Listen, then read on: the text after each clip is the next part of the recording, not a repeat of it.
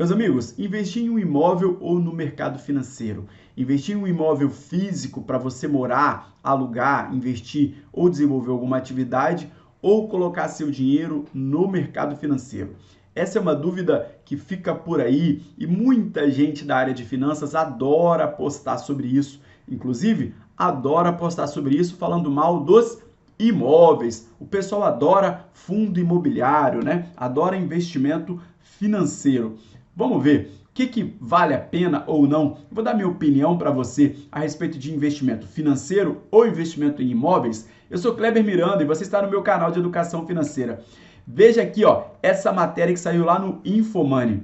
Fundos imobiliários ou imóveis? Saiba os prós e contras do investimento em cada modalidade. O Infomoney, pessoal, é de uma corretora, é de um grupo financeiro chamado Grupo XP, né? E a XP é dona dos maiores fundos imobiliários do país. Quando não são da XP, são do Itaú, né? Que também aí é sócio da XP.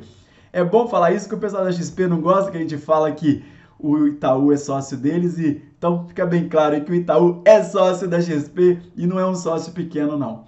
Meus amigos, investir no mercado financeiro ou investir em imóveis? O exemplo que aparece na matéria é um exemplo de R$1 milhão.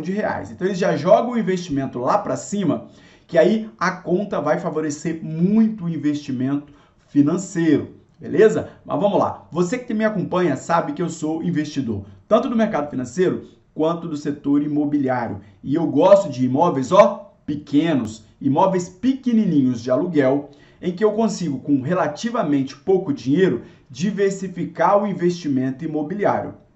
Qual que é a vantagem do investimento imobiliário em imóvel físico? Eu escolho comprar o imóvel que eu quiser e couber no meu orçamento. Nós estamos num período de juros baixos. Isso facilita para quem vai financiar. Embora os juros ao consumidor, embora os juros para quem vai comprar imóveis ainda não sejam nem próximos aí da taxa básica de juros. O juro mais baixo existente hoje em dia é 5 e poucos por cento ao ano. Isso não é um juro tão baixo, mas é historicamente os mais baixos que a gente já teve. Então a gente tem hoje batendo recorde de financiamento imobiliário nos vários bancos e na Caixa, que é o maior player desse setor. Ao mesmo tempo, nós batemos 1 milhão de CPFs investindo em fundos imobiliários. Fundo imobiliário é um investimento de renda variável em que você é sócio de um fundo e esse fundo compra muitos imóveis. Os fundos imobiliários podem ser mais diversificados do que um imóvel físico e ele pode te dar a possibilidade, por ser acessível, de com pouco dinheiro você ser sócio de grandes imóveis e, como o pessoal gosta de frisar, imóveis de primeira linha. Existem fundos imobiliários muito bons e existe um monte de porcaria no mercado também. Eu citei um exemplo outro dia lá no Instagram. Tem um shopping na minha cidade, eu sou do Espírito Santo, tem um shopping aqui na minha cidade, acabou de ser comprado por um fundo da 20 Partners.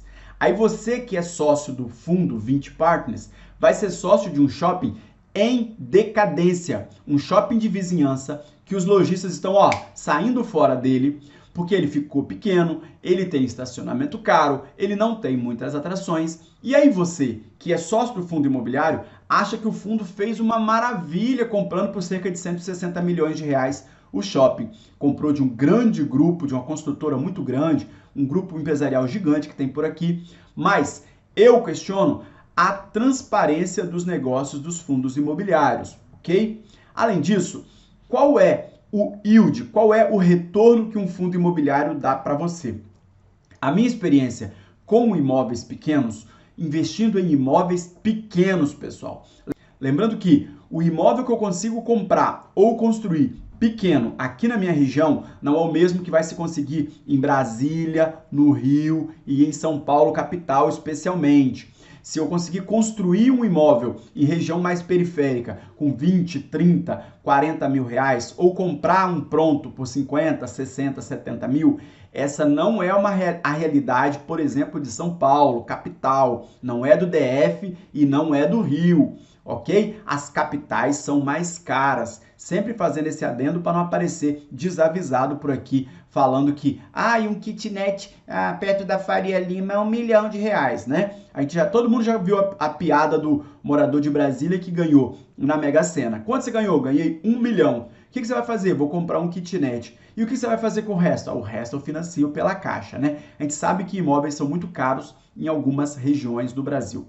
Muita gente demoniza o investimento em imóveis, seja ele grande, pequeno, de luxo ou não, porque o pessoal fala que tem muitas taxas e de fato você tem. Você tem o ITBI na transferência, você tem o IPTU, que você vai precisar pagar todo ano, e você vai precisar adquirir o imóvel, e imóvel não tem liquidez, não tem muita liquidez para você vender.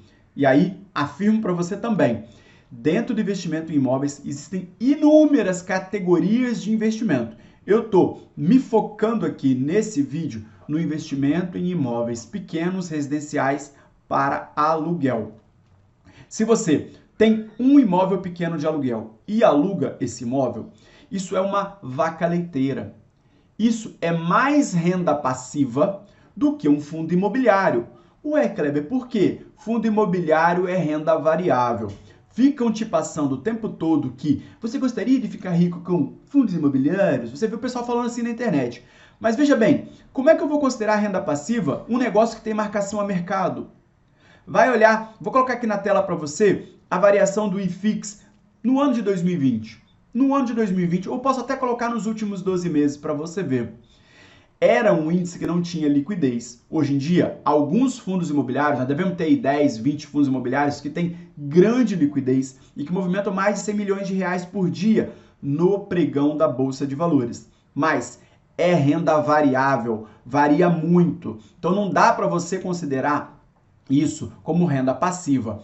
Mas o aluguel vai vir. O aluguel vai vir para você se ele não tiver vacância grande, ok? Não tiver vacância grande. Hoje, quando eu estou gravando esse vídeo, estão com muita dificuldade os fundos de lajes corporativas de escritório e os fundos de shopping estão com muito problema, porque os shoppings ficaram muito fechados no período da pandemia. Alguns fundos imobiliários vão bem, mas muitos fundos imobiliários vão muito mal. O déficit habitacional no país é muito grande, as pessoas precisam de moradia e investir em imóveis pequenos pode sim ser uma vantagem, mas faltou um dado aqui até agora que eu não te passei. Se você compra um imóvel e o aluga, o aluguel, o yield de um imóvel pequeno está na casa de 0,7, 0,8. Um imóvel pequeno que você constrói, que o custo vai ser bem menor, muita gente relata de 1 a 2% ao mês.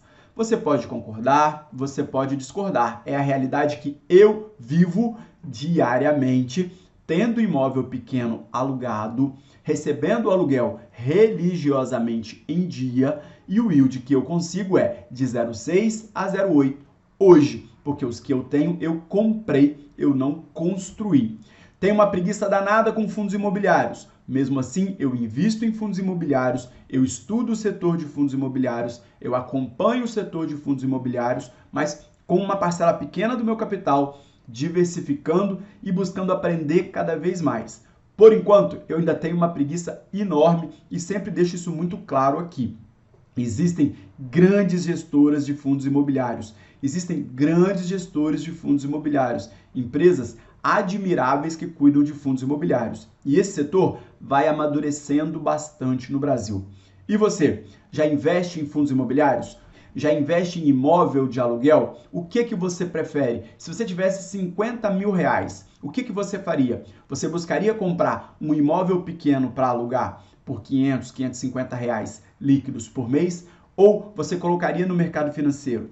Será que esses 50 mil reais hipotéticos, meus amigos, te renderia os mesmos 500 a 550 reais por mês de rendimento no fundo de investimento? Fica aqui o meu questionamento. Esse vídeo pode sim ser polêmico, mas não tem problema não. A gente gosta de polêmica porque a gente vai levando informação e conhecimento para as pessoas e as pessoas vão formando o seu juízo a respeito de um ou de outro mercado. Não estou dizendo que não existem riscos nos imóveis. Existe risco sim. Você vai avaliar a região, você vai avaliar tudo, inclusive vai avaliar se existe demanda para aquele tipo de imóvel. Mas os fundos imobiliários não são renda fixa, não são para reserva de emergência, alô? E não são renda passiva, como ficam falando por aí. Lembrando que o pessoal que fica falando muito disso, ou trabalha para banco, ou trabalha para corretora, né? Você viu ali o Infomoney? O Infomoney é de um grande grupo financeiro, fala de fundo imobiliário o tempo todo. Você filtra o que você vê e o que você retém. Um abraço e até o próximo vídeo.